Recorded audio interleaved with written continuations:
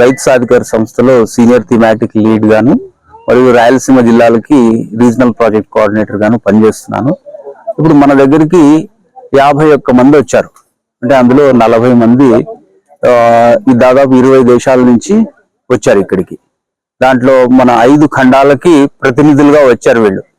వీళ్ళు ఏం చేస్తారంటే ఈ ప్రకృతి వ్యవసాయంలో, అంటే మన ఇండియాలో ప్రకృతి వ్యవసాయం అంటాము, మన ఆంధ్రాలో వేరే వేరే దేశాల్లో వేరే వేరే పేర్లతో పిలుస్తారు. అగ్రో ఇకాలజీ అని, సస్టైనబుల్ అగ్రికల్చర్ అని, రీజనరేటివ్ అగ్రికల్చర్ అని, రకరకాల పేర్లతో. సో అక్కడ ఆ ప్రాక్టీసెస్ అన్ని వీళ్ళకి తెలుసు, కొంతమందికి చేస్తున్నారు. ఇందులో రైతులు ఉన్నారు, రైతు శాస్త్రవేత్తలు ఉన్నారు, తర్వాత కొన్ని NGOs కి ప్రతినిధులుగా ఉన్నారు.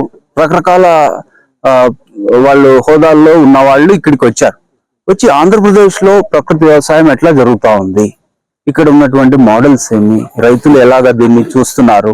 మరి ఈ రోజు ఆంధ్రప్రదేశ్ లో దాదాపు 10 లక్షల మంది రైతులు ప్రకృతి వ్యవసాయ పద్ధతులు ఆచరిస్తున్నారు. మరి వాళ్ళు చేస్తున్న వెనక వాళ్ళ ప్రయోజనాలు ఎట్లా వస్తున్నాయి, దీన్ని ఎలా సుస్థిరంగా కొనసాగించగలుగుతారు, దీంట్లో మహిళా సంఘాల పాత్ర ఏమి, గవర్నమెంట్ పాత్ర ఏముంది, ఇవన్నీ కూడా తెలుసుకొని దాని ద్వారా వాళ్ళకి ఎలాంటి ప్రయోజనాలు అవుతున్నాయి అనేది అర్థం చేసుకోవడానికి ఈరోజు రావడం జరిగింది.